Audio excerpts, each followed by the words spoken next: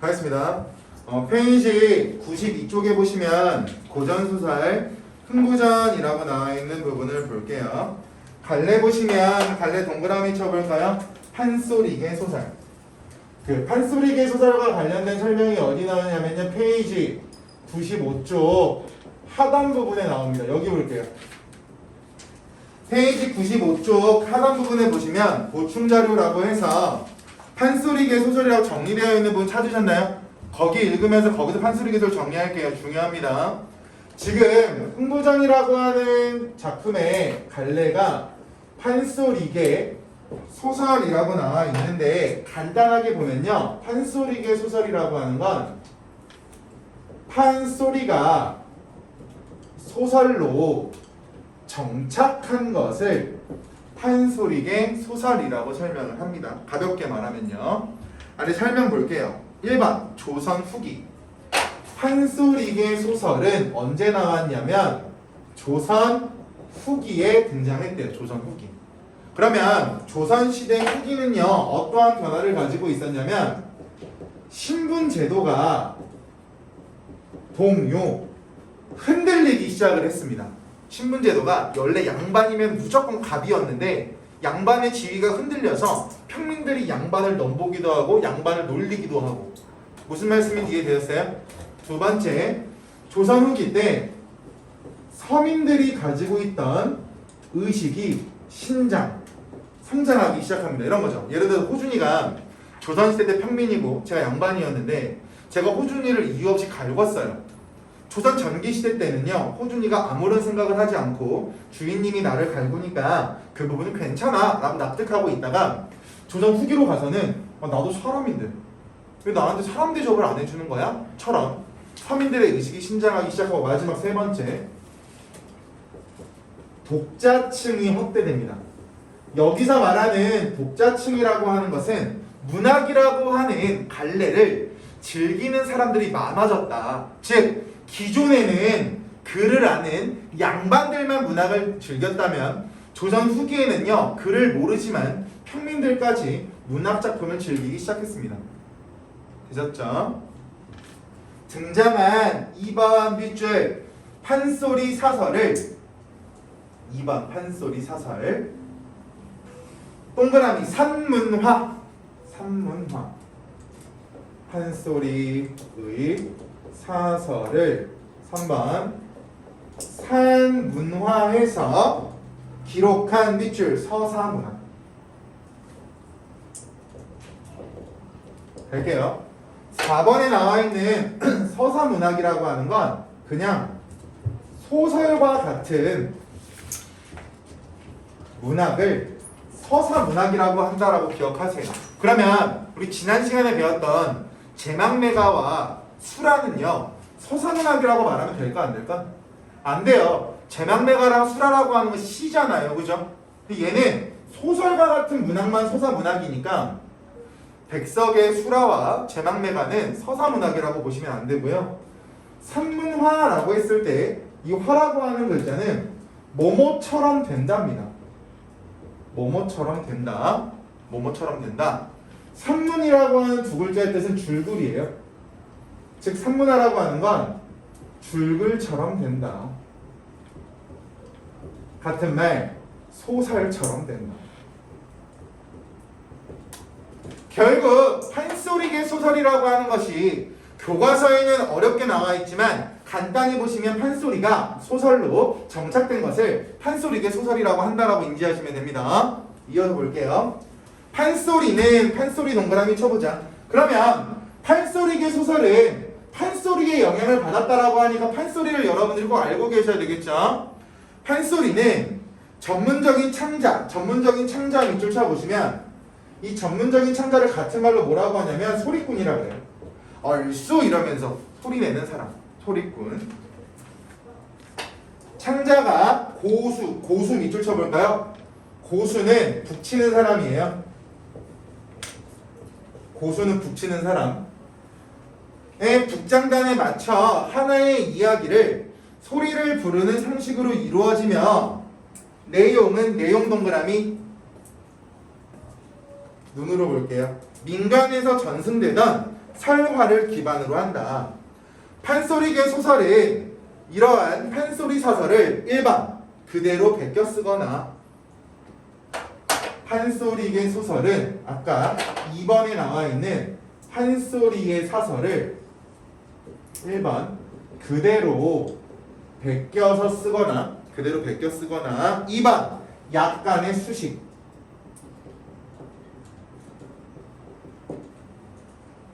여기서 말하는 약간의 수식이라고 하는 건 내용이 추가가 되거나 삭제가 되는 등 변형이 발생했다라고 이해하시면 됩니다. 약간의 수식이라고 하는 건 꾸며준다가 아니라 내용이 추가가 되거나 삭제가 되는 등 변화를 겪었다라고 보시면 돼요. 기록한 것이기 때문에 문체와 문체 가로쳐 볼까요? 여기서 말하는 문체라고 하는 건 글에 나타난 스타일을 문체라고 합니다.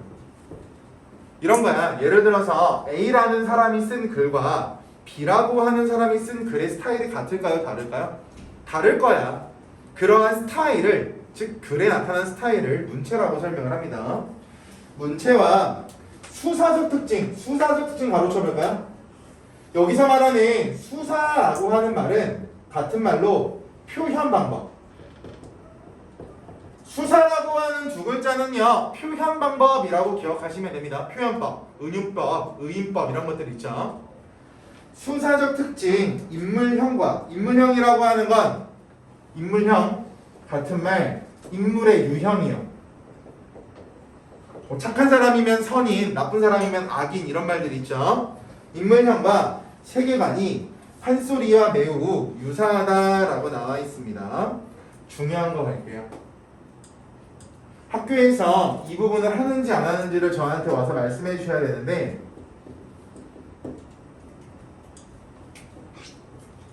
일단 첫 번째, 얘들아, 향유층이라고 하는 말이 무슨 뜻인지 아세요? 즐기는 계층을 향유층이라 그래요. 예를 들어서 롤이라고 하는 게임을 즐기는 계층은 60대이다. 맞는 말이에요? 틀린 말이에요? 틀린 말이 되겠죠. 결국 판소리계 소설을 즐기는 향유층은요, 누가 있었냐면 양반이 있었고요, 그리고 평민이 있었습니다. 그러면 판소리계 소설이라고 하는 갈래는 양반만 즐기는 게 아니라 평민과 같이 즐기는 갈래가 될 거예요. 됐어요? 여기가 무슨 말인지 이해되셨어요? 그럼 갈게요. 양반들은요, 한자어를 써요? 비속어를 써요? 한자. 평민들은 한자어를 쓸까? 일상어나 비속어를 쓸까? 그렇지. 일상어나 비속어를 쓸 거예요. 문제 간다. 문제. 판소리계 소설은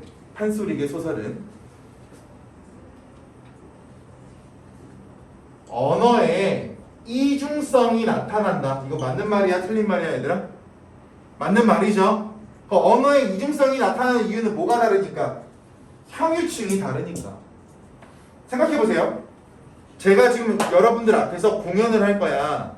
여러분들이 10대잖아요, 그죠? 여기서 앞에 두 줄은 50대에 할머니, 할아버지가 앉아있다라고 가정을 해볼게. 그럼 저는요, 여러분들이 쓰는 10대 용어를 쓸까요? 50대 할머니, 할아버지들의 용어를 쓸까요? 어떤 걸 쓸까요? 둘 다 쓰겠죠. 이해가요? 내가 여기서 공연을 하고 있는데 10대도 있고 50대도 있으면 10대의 요구도 만족시켜줘야 되고 50대의 요구도 만족시켜줘야 될 거 아니야? 그러니까 나는 10대의 언어도 쓸 거고요, 50대의 언어도 쓸 거야. 됐니? 그럼 내가 두 가지 언어를 쓰는 이유는 뭐 때문에? 나의 공연을 보는 향유층이 10대일 수도 있고 50대일 수도 있으니까 언어는 두 가지를 쓸 거라고요. 되셨어요? 그 다음 이어서 갈게요. 주제. 판소리계 소설은 항상 주제가 두 가지가 있습니다. 표면적 주제 그리고 이면적 주제. 표면적 주제라고 하는 건 얘들아, 겉으로 드러나는 주제야. 됐어?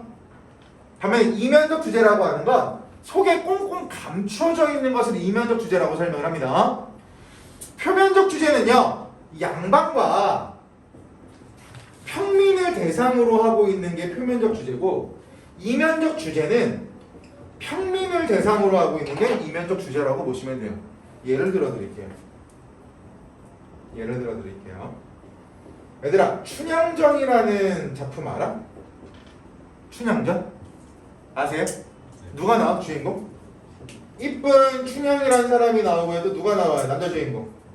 이몽룡이 나오죠? 춘향전의 주제가 뭔 거 같아, 얘들아? 생각을 해보면 표면적 주제, 우리가 겉으로 드러나는 주제가 뭘까요? 남녀간의 사랑, 러브스토리잖아요.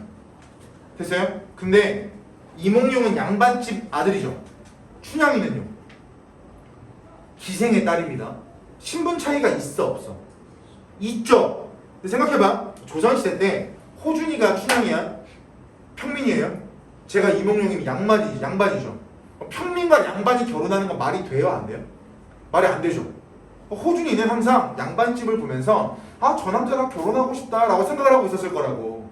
근데 춘향전을 보니까 자기와 같은 평민이 양반이랑 결혼을 해요. 호준이의 입장에 좋을까 안 좋을까? 좋겠죠. 대리만족할 수 있을 거 아니야. 결국 여기서 이면적 주제는 뭐냐면 신분을 초월한 사랑이 될 거예요. 그러면 양반들의 입장에서 신분을 초월한다라고 하는 거 좋아요, 나빠요? 양반들의 입장에서 아, 감히 네가 뭔데 나의 신분을 넘어서려고 해? 라고 비판할 수가 있겠죠. 그러니까 이면적 주제라고 하는 건 누구를 위한 거고 평민을 위한 거고, 겉으로 드러나는 표면적 주제는 양반도 좋고 평민도 좋은 게 돼버린다고요. 되셨어요?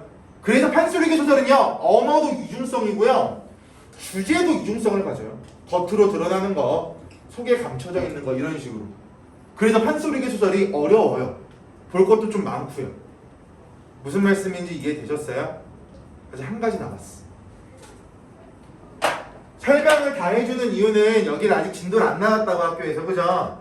그럼 이 내용을 바탕으로 학교 수업이 나왔을 때 내 설명과 학교 선생님 설명이 겹치는 걸 체크해 오면 그것만 공부시킬 거야. 이해 갔어? 어떤 걸 빼야 될지 감이 아직 안 오고 있는 상황이기 때문에 전반적으로 나올 수 있는 것에 대해 설명하고 있다라고 보시면 됩니다. 아시겠죠? 마지막, 판소리계 소설은 판소리의 영향을 받았다라고 하니까 우리 판소리를 알아야 돼요? 몰라야 돼요? 당연히 알아야 되겠죠. 그죠? 갈게요. 판소리는 창이라고 하는 부분이랑 안일이라고 하는 부분으로 구분이 되는데요. 창은 뭐냐면 소리예요. 소리. 안일이는 이야기예요. 이야기. 그럼 이 소리라고 하는 것을 또 뭐라고도 할 수 있냐면 노래라고도 할 수 있습니다. 그러면 민재야, 노래에서는 운율감이 느껴져 안 느껴져? 운율이 느껴지겠죠? 리듬감이 운율이잖아요. 그럼 얘들아, 우리 시라고 하는 갈래를 산문이라 그래? 운문이라 그래? 운율이 있는 글. 산문이야? 운문이야? 운문. 그럼 얘를 가지고 뭐라고 하냐면 운문체라고 해요. 여기서 말하는 운이라는 글자는 운율이라고 보시면 되고요. 체라는 글자는 글에 나타나는 스타일을 체라고 한다라고 보시면 됩니다. 됐어요?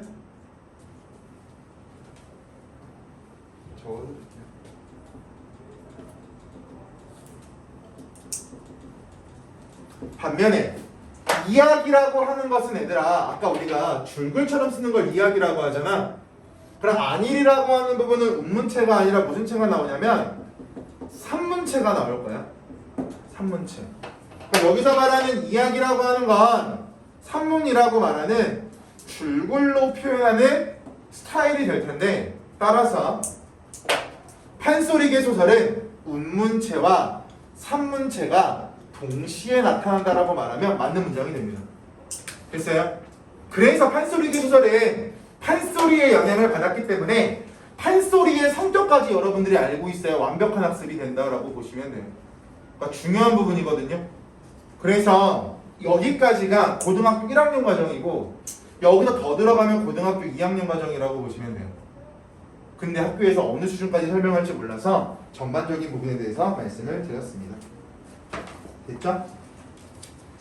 그럼 위에 나와 있는 거 같이 볼까요? 풍자와 해악 같이 넘어오는 김에 거기서 말하는 풍자와 해악이라고 하는 거 공통점 밑줄 웃음을 불러일으킴. 풍자와 해악의 공통점 바로 위에 박스 있죠? 웃음을 불러일으킨다라고 하는 거 공통점인데요. 차이점. 풍자는 밑줄 비판 옆에 가로 여시고 공격적이다 날카롭다라고 적어보세요. 풍자는 상대방을 비판할 때 공격적이고 날카롭게 비판을 합니다. 반면에 해악이라고 하는 밑줄 호감 연민의 감정 이런 거예요. 예를 들어서 민재가 주말에 지각을 했죠. 제가 그걸 가지고 야 나가라고 소리를 치면서 혼을 냈습니다. 저는 민재를 공격적으로 비판하고 있는 거죠. 여기 됐어요? 이런 걸 풍자라고 설명을 하고 반면에 민재야 주말에 정말 학원 이렇게 오기가 싫었니? 민성이가 말하는데 일찍 끝났음에도 불구하고 학원이 오기 싫었다고 말하더구나. 그 정도의 마음은 내가 이해해 줄 수 있을 것 같아 라고 따뜻하게 감싸 안아주면요 해악이 된다고요. 비판하고자 하는 의도는 같잖아요. 그죠? 하지만 따뜻하게 감싸 안아주냐 날카롭게 공격하냐가 풍자와 해악의 차이입니다. 얘는 많이 보셨을 거예요. 근데 한 번 더 정리가 필요할 것 같아서 말씀을 드렸습니다. 앞에 넘어가서 본문 보실게요. 다시 대관 위에 나와 있는 박스. 그럼 밑줄 국문소설 주위에 흥보전이라고 하는 갈래가 작품이 한문소설이 아니라 국문소설입니다. 객관식 문제밖에 안 나오니까 이런 부분 조심하세요. 흥보전은 한문소설이다. 틀린 말이 되겠죠? 국문입니다. 국문은 한글로 쓰였다야. 국문은 한글로 쓰였다. 성격 풍자도 나오고요. 해악도 나오고요. 교훈도 나옵니다. 배경 조선 후기 충청, 경상, 전라의 경계지역. 시점 동그라미 전지적 작가 시점 바로 여시면 저거나 고전 소설의 일반적인 특징. 고전 소설은요. 고전 소설은 10개 중에 9개가 전적 작가 시점이에요. 이거 외우는 거야? 기억하는 거야? 이거 외우는 거 아니야 얘들아. 됐어? 고전 소설은 10개 중에 9개가 전적 작가 시점이라고. 서술점 또는 시점 문제가 나왔을 때 이거 외우고 들어가는 게 바보죠. 이해 가셨나요? 그럼 잘 봐. 백석의 수라는요 고전 작품이에요? 현대 작품이에요? 그 기준점을 알려드릴게요. 고전 소설이 있으면 잘 봐. 고전 소설과 현대 소설을 나누는 기준점이 필요할 거야.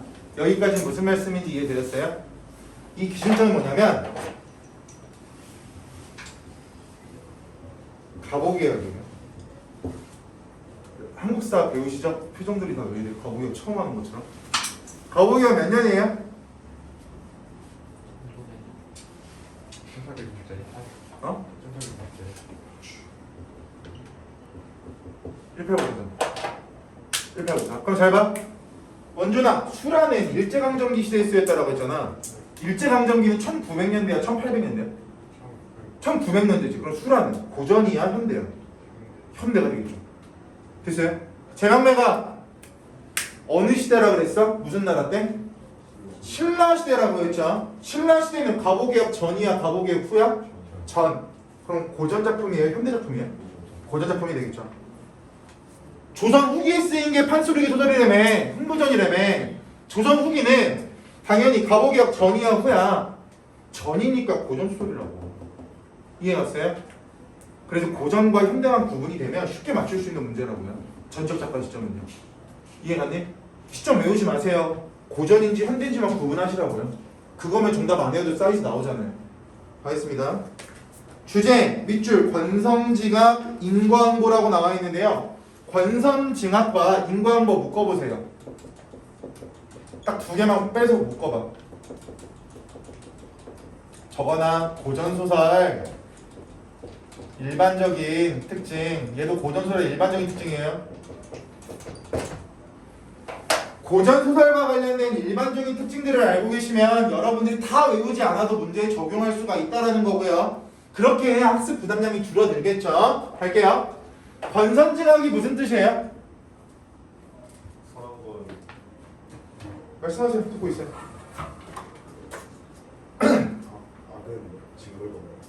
착한 사람에게는 착한 사람에게 민재는 아니겠죠. 수업을 뺏기셨으니까요. 영상에 찍히니까 너 평생 남는다 이거. 착한 사람에게는 선물을 주는 거예요. 그러니까 민성이가 저한테 엊그저께 시험범위 알려줬을 때 제가 막 열광했거든요. 사랑한다고 그러고 감사하다고 고맙다고. 착한 사람에게는 복을 주는 거고요. 민재와 같은 나쁜 사람에게는 앞으로 두고 보자라고 악함을 행하는 걸 권선징악이라고 합니다. 됐어요? 인과응보는 무슨 뜻이야? 원인이 있으면 결과가 있다야. 그러니까 민재가 늦었음에도 불구하고 저한테 연락했다면 잔소리를 덜 들었겠죠. 무슨 말씀 이해됐어요? 하지만 늦었다라고 하는 결과가 있었음에도 불구하고 저한테 연락을 안 했으니까 잔소리를 듣고 있다고. 됐어? 그러니까 민재가 욕먹고 있는 결과는 누구 때문인데? 자기 자신 때문이니까. 원인이 있어야 결과가 있다. 이게 인과응보입니다. 이 두 가지는요, 고전소설에 나오는 일반적인 특징이고요. 잘 봐. 생각해보자. 착한 사람은 복을 받고 나쁜 사람은 벌을 받았습니다. 그죠? 해피엔딩이야? 새드엔딩이야? 그렇지. 그럼 잘 봐. 고전소설은 일반적으로 새드엔딩이 아닙니다. 행복한 결말로 끝나요. 됐어요? 야, 착한 사람이 복을 받고 나쁜 사람이 벌을 받는데 왜 새드엔딩이야? 해피엔딩이죠. 그러니까 춘향이 결혼해 못해. 하죠? 흥부전에 흥부가 부자 돼요? 안 돼요? 된다. 이게 고전술의 일반적인 특징이라고. 되셨어요? 주제 볼게요. 권성징악 그리고 흥부전에만 나오겠죠? 형제간의 우애. 그리고 오른쪽에 유교적 생활관이라고 나와 있는 거 있잖아. 가로 열고 조선시대라고 적어놔. 조선시대 때는요, 유교라고 하는 게 지배적이었기 때문에 유교의 색깔이 나올 수밖에 없어요. 조선시대 특징입니다. 우리 제막매가는 작가가 월명사라고 하는 승려였으니까 불교적인 세계관이 드러난다고 했잖아. 그 부분하고 비슷하게 맞물리는 부분이라고 보시면 됩니다. 특징, 해양미. 해양미라고 하는 거 웃긴 거라고 보시면 되겠죠. 웃음 유발. 판소리의 특징이 남아있는 판소리계 소설이다라고 해서 봤고요. 그죠? 아래 바로 내려갈게. 본문. 흥부전이라고 제목 나와있는데 얘들아, 거기 작가가 있어 없어? 작가 없죠? 물음표 박아놓을까요? 얘를 뭐라고 하냐면 작자 미상이라고 할 텐데, 왜 흥부전이 작가가 없는지를 생각해보자. 판소리계 소설과 같은 갈래들은요, 특정 개인의 창작물이 아닙니다. 판소리계 소설과 같은 것들은 개인이 만든 게 아니야. 저작권을 받을 수가 없어요. 그리고 저작권료 같은 걸. 얘는요, 민중들의 공동 창작물이다라고 설명을 하는데, 이게 무슨 말인지를 생각해 보시면,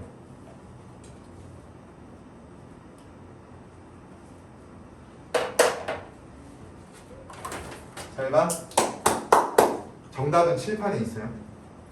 왜 판소리계 소설들은 공동 창작물이라고 할까?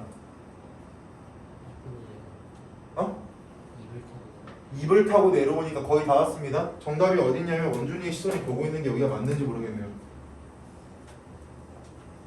그대로 베끼거나 약간의 수식이 들어간다고 했죠. 예를 들어 볼게요. 제가 판소리계 소설인 흥부전을 들었어요. 은호에게 판소리계 소설인 흥부전을 말해줬습니다. 사람이 들을 때 내가 처음부터 끝까지 완벽히 기억해요? 완벽히 기억을 못할 거예요. 그죠? 은호가 강현이한테 전달할 때 약간의 수식이 일어나겠죠. 은호만의 스타일이 추가될 수 있고 삭제될 수도 있다고. 강현이는 그게 얘가 흥부전이구나. 진상이한테 전달할 때 완벽히 똑같이 전달이 안 될 거예요. 그죠? 또 하나가 변화가 겪을 수밖에 없겠지. 그러면 결국 뺑뺑 돌아서 만들어진 흥부전이라고 하는 건 내가 만든 거야? 결국 다 같이 만든 게 될 거잖아. 그렇기 때문에 민중들의 공동 창작물이라는 말이 여기서 나오는 거예요. 되었어요? 특정 개인이 만든 게 아닙니다. 주의하세요. 본문 갈게요. 옛날에 흥부와 놀부 형제가 있었다. 욕심 많은 형 놀부 세무 추셔야죠. 욕심 많은 형 놀부 세무, 부모님이 물려준 재산을 독차지하고 흥부 가족을 집에서 쫓아낸다.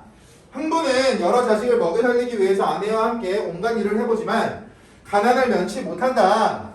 흥부의 자식들은 흥부와 아내에게 배고픔을 호소하고, 아내는 자식들에게 집안 사정을 설명하다가 타일고 울음을 터뜨리게 된다. 그림 보시면은 흥부 마누라가 너무 못생기게 나왔죠. 그죠? 이런 사람이랑 결혼할 생각을 원준아 이런 여자 어때? 만날 것 같아 안 만날 것 같아? 안 만나죠. 공부 열심히 하세요. 공부 못하면 이런 사람 만나면 아시겠죠? 대학을 좋은 데 가야 좋은 여자를 만날 거 아니야? 알겠습니다. 흥부 아내의 말이 변하여 울음이 되니 흥부가 말없이 듣고 있다가 자리에서 일어났다. 왜? 가장으로서의 책임감이죠. 가장으로서의 책임감. 저거나 흥부가 말없이 듣고 있다가 자리에서 일어났다. 밑줄 치시고요. 가장으로서의 책임감. 첫 번째 줄부터 가장으로서의 책임감을 가지고 가족들을 먹여 살리려고, 즉 생계를 위해서 노력하고 있는 모습이 나타나고 있죠. 여보 마누라 울지 마세요. 내가 오늘 읍내를 나갔다 오리라. 조그만한 글씨 보세요. 관가에서 라고 나오죠. 그죠? 관가라고 하는 건 그냥 관청이라고 보시면 돼요. 관청. 환자라고 하는 건 곡식을 빌리다라는 뜻입니다. 곡식을 빌리다. 우리 은행 가서 돈을 빌리는 것을 대출한다라고 하잖아. 그것처럼 예전에는요, 가난한 사람들을 위해서 곡식을 빌려주는 제도가 있었어요. 그걸 환자 또는 환곡이라고 설명합니다. 환자 또는 환곡. 읍내는 무엇하러요? 양식을 좀 구워서라도 얻어와야 저 자식들 먹이지. 여보 영감 그 모양의 곡식 먹고 도망간다고 안 줄 테니까 가봤자 소용이 없어요. 밑줄. 당시 가난한 백성들이 환자를 꾸기 어려웠음을 짐작할 수 있다. 가로 여시면 사회적 배경을 알 수 있다. 즉 당시에 가난한 사람들에게 나라에서 곡식을 주지 않았대요. 그러면 가난한 사람들은요 계속 가난함을 유지할 수밖에 없겠죠. 가장이 나서는데 뭔 소리야, 가봐야 아니까 독포나 가지고 와. 조그마한 것이 뭘까요? 내세울 것도 없으면서 큰 소리치는 흥부라고 나오죠. 그죠? 옆에 보시면 사자성어로 허장성세라고 나와 있는데, 허장성세라는 말을 쉽게 기억하는 쉽게 기억하는 방법은 첫 번째 글자랑 마지막 글자만 보세요. 뭐가 돼? 허세. 흥부 허세 부리고 있다고. 그게 허장성세야. 됐어? 허장성세를 다 외우려고 하지 말고 앞글자랑 끝글자만 보라고 말씀드렸습니다. 허장성세 같은 말 허풍. 센 척하는 사람들 있죠. 민재가 이런 거죠. 안 가도 돼. 참을성 뭐 별거 있어? 허세. 허풍. 하지만 실상은요, 뒤에서 그렇게 말하고 와서 아무 말 못하고 있으면 야, 허세 부르지 마라고 침사에서 이야기하겠죠. 이해되셨어요? 원래 단어 뜻은요, 실예시를 제공해주는 친구가 있으면 감사합니다 하는 거예요. 오늘 거의 모든 이야기가 민재로 중심으로 시작해서 민재로 끝나잖아요. 진산 알겠어? 허세의 뜻이 뭐라고? 수업을 안 나온 민재가 당당히 앉아있는 모습이 허세다. 됐죠? 고마워. 알겠습니다. 아이고 우리 집에 무슨 장이 있단 말이야. 여기서 장이라고 하는 건 장롱이야. 옷장. 됐어? 잘 봐, 이런 거야. 흥부가 야, 나 나갈 거니까 마누라 옷 꺼내와. 장롱 가서. 근데 마침 가난한 집에 장롱이 있을까 없을까? 당연히 없겠죠. 가난한 집에 장롱이 어디 있겠어요. 그러니까 마누라가 우리 집에 무슨 장이 있어? 여기 밑줄. 닭장은 장이 아닌가? 밑줄 쳐보시죠. 아래 동그라미 언어유희. 언어유희라고 하는 말 아래다 가로 열고 간단히 적을게. 말장난.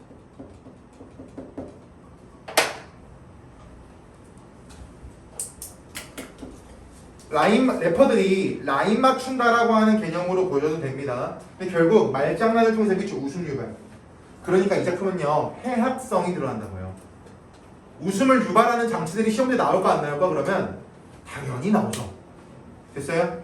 해학성이 드러난다. 웃음이 드러난다. 그럼 왜? 또는 어떻게 얘가 시험 문제에 나온다고. 됐어? 그럼 장 동일한 글자를 반복해서 언어유희, 즉 말장난을 하고 있다라고 보시면 되겠죠. 되셨어요? 이거 왜 중요하냐면 잠깐만 보여줄게. 내가 왜 동일한 글자라고 하는 말을 강조했냐면 언어유희의 방법이 굉장히 많아요. 예를 들어서 야, 문 들어온다. 바람 닫아라. 춘향전에 나오는 대사인데요. 우리 오늘날엔 재미없어요. 그죠? 재미가 없는데 당시 사람들은요, 야, 문 들어오니까 바람 나다라고 하는 말을 듣고 낄낄 거렸대요. 옛날 사람들은요. 이해하려고 하지 마세요. 미친놈들이에요. 공감 배워주나? 재밌어? 잘 봐. 이 문장을 가지고 웃음을 유발했다라고 했잖아. 이때는 원래 문이라고 하는 글자의 위치와 바람이라고 하는 글자의 위치가 바뀌어야 올바른 문장이죠. 바람 들어온다, 문 닫아라가 올바른 문장이라고. 얘를 가지고 언어 유희 중에 뭐라고 하냐면 문장 순서를 바꾸는 방법을 도치법이라고 하잖아요. 도치에 의한 언어 유희라고 고등학교 1학년에 문제가 나오고 이 교재에서도 언어 유희의 방법이 다양하게 나오기 때문에 여기서는 동일한 글자를 반복해서 언어 유희를 발생시키고 있다라고 하는 걸 기억하고 있어야 된다고. 됐어요?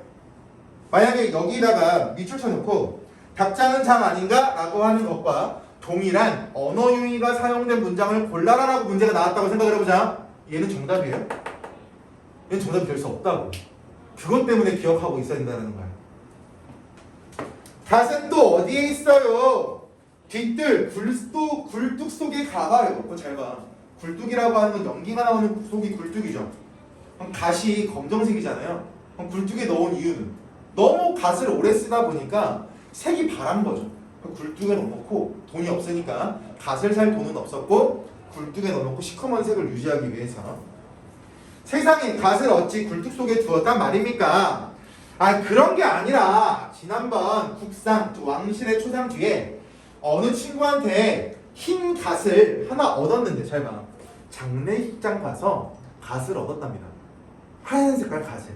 근데 우리 평상시에 양반들은요 검정 색깔 갓을 쓰죠. 그죠? 근데 돈이 없어서 검정 색깔 갓을 못 사니까 굴뚝 속에 넣어놓고 시커멓게 만들고 있는 거예요. 너무 가난하니까. 됐어요?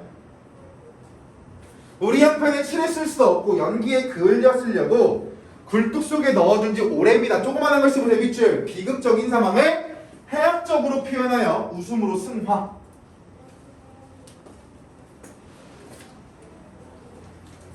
흥부가 그렇게 저렇게 의관을 갖추는데 모양이 볼만했다. 헌 멍건을 꺼냈을 때 물레 줄을 삼고 라고 나와있는 부분, 가로친 부분 볼게. 조그마한 글씨. 어설프게 양반 체면을 차린 흥부의 모습 밑줄. 흥부가 어설프게 양반의 체면을 갖출 수밖에 없는 이유는 집이 뭐해서? 가난해서. 가난했기 때문에. 밑줄. 우스꽝스럽게 묘사해서 웃음을 유발하는 동그라미 해양미. 그럼 이 작품에서 해양미를 유발하는 요소들은요 흥부를 조금 웃기게 표현하고 있다라고 해도 맞는 말은 되겠네요. 그죠? 밥조각으로 관대 달아서 상투를 메어 쓰고 갓에 떨어진 파립은 노끈을 총총 메어 갓근 삼아 달아 쓰고 다 떨어진 고의적삼 살점이 울긋불긋 가로쳐볼까? 색채어라고 적어. 색채어. 색깔을 나타내면 색채어입니다. 또는 색채 이미지요. 색깔이 나오면 색채어 또는 색채 이미지. 발바닥은 뻥 뚫리고 목만 남은 헌 버시네. 집 데님이 희한하다. 헐고헌 배 도포에 구멍이 숭숭 12도막 이은 띠 가슴에 졸러 질끈 매고 한 손에다가 곱돌 담뱃대 들고 한 손에다 떨어진 부채 들고 밑줄 곧 죽어도 양반이라고. 밑줄 곧 죽어도 양반이라고. 양반의 체면을 포기하지 않는 흥부지. 가난해도 난 양반이야. 감히 내가 양반인데 이런 생각이죠. 팔자 걸음으로 어식비식이 내려간다. 흥부가 관가를 향해 한참을 가다가 벼랑간 걱정이 하나가 생겼다. 내가 아무리 빈털터리가 되었을 망정 나는 반남박씨 양반 아닌가? 아전들한테 존대할 수도 없고. 아전은요 밑줄 쳐보고 아전 밑줄 치고 아래 가로 열고 흥부보다 신분이 낮다라고 적어놔. 내가 아무리 가난해도 나보다 신분이 낮은 아전들에게 존대할 수 없고. 쪽팔리죠. 그렇다고 반말을 하면 저 사람들이 싫어해서 곡식을 안 줄 테니까 어떻게 하지? 조그만한 것이 보세요. 가난해서 양식을 얻으러 왔음에도 불구하고 양반 체면을 지키려고 있는 거죠. 그죠? 이런 거야. 민재가 지금 이번 수업 시간에 저한테 잔소리를 엄청 들었음에도 불구하고 친구들 사이에서 가오를 챙기기 위해서 제가 나가자마자 봐봐 봤지? 나 안 혼났다. 센 척을 하면 민재의 가오를 지키기 위해서 민재의 체면을 지키기 위한 발언들이 되겠죠. 그런 장면이라고 보시면 됩니다. 곰곰이 생각하다가 무릎을 탁 쳤다. 옳았구나. 아전들을 보고 인사할 때 말끝을 고와 제로 달아서 웃음으로 닦는 것밖에 수가 없다. 조그마한 것이 보세요. 아전들에게 존대를 하지 않으면서도 기분을 상하지 않게 하기 위해 택한 방법으로 밑줄 양반의 체면을 지키려 하는 흥부의 모습을 통해 웃음을 유발하고 있다. 계속 똑같은 부분 반복되고 있죠. 체면을 지키기 위한 흥부의 모습. 흥부가 관과에 들어서자 아전들이 일어나면 맞이한다. 아니 박생원 아니시오. 여기서의 박생원 같은 말 흥부. 거참 여러분네들 본지가 경세우 경련 1호 고라고 하는 글자 존대하지 않으려고 붙인 글자라고 했죠. 말이 좀 이상합니다. 그래 각택은 다 태평하신지 모르지. 제라고 하는 글자는 마찬가지 존대하기 위해서.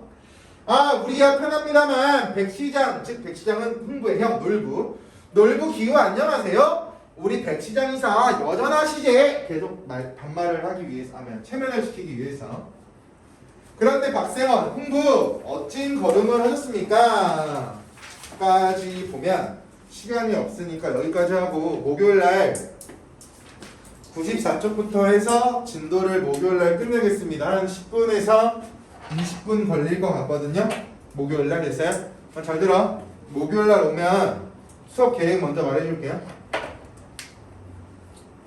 목요일날 흥부전 마무리 약 20분? 최대 20분. 우리가 지난주에 빈칸 과제가 뭐였냐면 토론이랑 플라스틱 한 번 더 하는 거였죠. 맞아요? 목요일날 저 밖에 빈칸 갖고 왔거든요. 제막매가 만 테스트 보겠습니다. 빈칸 테스트 이해갔어요? 그러면 토요일은요 수락 흥부전 빈칸 테스트가 되겠죠. 됐어요? 토 정규 수업. 그러면 주말 수업은요 전범위 빈칸 테스트 보겠습니다. 이해갔어요? 이해 안 된다. 이렇게 되면 다음 주 화요일날 1차 중간점검 볼 거거든요. 이해되셨어요? 잘 들어. 저는요 1차 중간점검에서부터 성취도나 이해도가 문제가 없으면 남은 시험 대비 기간 동안 안 건듭니다. 계속 문제만 풀리니까요. 이해갔어요? 반면에 성취도가 안 나오면 계속 붙잡고 1대1을 할 거거든요. 말로 하는 1대1을. 자기가 남의 간섭과 스트레스를 받기 싫어서 자발적인 공부를 선호한다면 결과로 보여주세요. 약속하는 거야 이거. 이해갔어요? 진산이가 다음 주에 테스트 다 통과하고 진산이가 다음 주에 테스트 받는데 100점이야. 제가 쟤를 왜 건드려요? 건들 필요가 없겠죠. 진산이 남은 기간 동안 문제 풀면서 문제에 대해서 저랑 소통하고 모르는 거 질의응답 받고 그런 식으로만 돌아갈 거예요. 무슨 말씀이 이해되셨나요? 결국 남은 기간이 편하고 힘든 건 여러분들이 이번 주에 노력하는 거에 따라 달라집니다. 되셨어요? 질문 없으시죠? 됐죠? 한번 눌러주세요. 빨간 버튼.